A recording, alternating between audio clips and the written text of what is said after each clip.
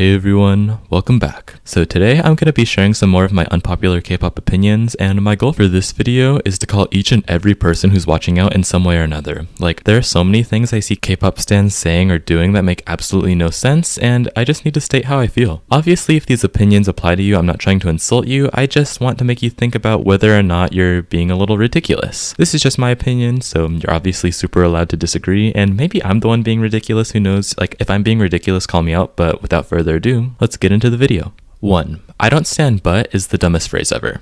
I just have to ask, why do you think it's necessary to say I don't stan before you praise a group? Like, okay, who asked? Like, it's fine to not stan a group and praise them in the comments or the replies or whatever, but you don't need to announce and preface that you don't stan them. Are you embarrassed at the idea of people thinking you might stan a group that you're talking about? Does it really get under your skin that bad that someone might possibly think you stan a group because you complimented them? I don't know, it just doesn't make sense to me, and if there's another reason for people saying this, let me know. 2. Zepeto is not that bad. Listen, I don't love Zepeto and I'll hate on it as a joke, but I realize that some K-pop stans actually hate Zepeto with a burning passion, and it's not even a joke. Like, are you serious? They're just some Sims dancing to a song. Why are you so upset? Like, I don't even think the videos are good. I don't even have the app downloaded, but I think the videos are fine and they're funny to laugh at. Like, if you can't get a good laugh watching ITZY's Zepeto Not Shy, then you need to fix your sense of humor. Zepeto is a laugh riot. 3. It's not healthy to like every song from your ults. This only applies to groups with over like 50 songs, so 4th gen girl group stans you're safe, but everyone else, there's no way. Like, there are way too many genres that K-pop groups go through and varying levels of production value on these B-sides where if you say a group has a no-skip discography, you're either lying or you're conditioning yourselves to like these songs. Like, it's okay to skip a couple songs from your faves. Liking every single song is not a personality trait. 4. Only what was going on with the hashtag blackpinkDisband thing and things like that are actually hate. So if you were there for the hashtag blackpinkDisband trend on Twitter recently, you know what I'm talking about? That is hate.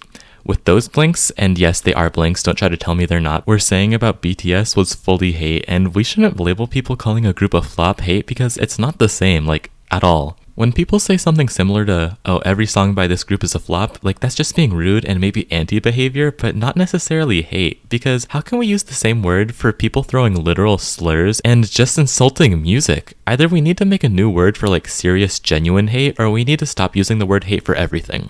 4. 4th gen boy groups don't sound the same at all.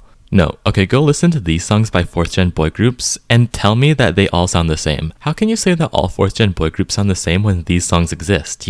You can't. If you're looking for a 4th gen boy group without the typical 4th gen sound and you still haven't found one, you're just not listening to enough music. It's plain and simple. My next opinion is that no one should ever say, but they apologized, as a way to invalidate someone being upset. When did we start with the agenda that saying sorry means everyone and their left earlobe has to accept the apology and move on from the controversy? Like, sure, apologizing is good and you're allowed to move on, but acting as if everyone needs to move on after an idol apologizes or getting mad at someone who brings the controversy back up is ridiculous. Especially the latter. Getting mad at someone who brings up a past controversy is basically contributing to everyone forgetting, which also means you think the idol should be excused. Like, no.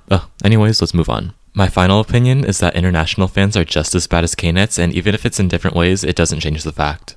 No, but how are we still saying that Knetz are worse than international fans when international fans literally just created the entire ENHYPEN controversy and blackpinkDisband trend out of thin air? I find that international fans tend to use Knetz as a scapegoat to blame problems within the K-pop community on, and often fail to hold international fans accountable for things that they do that are just as bad or arguably worse than the actions of Knetz. I've talked about it before, but holding Knetz responsible for every little thing that they say and do, and then forget about these international hashtags that trend for literal days, it doesn't sit well with me. Like, international fans tend to deem certain fandoms as problematic, but when it comes to Knetz, it's all Knetz. It's not just one fandom, it's all of them.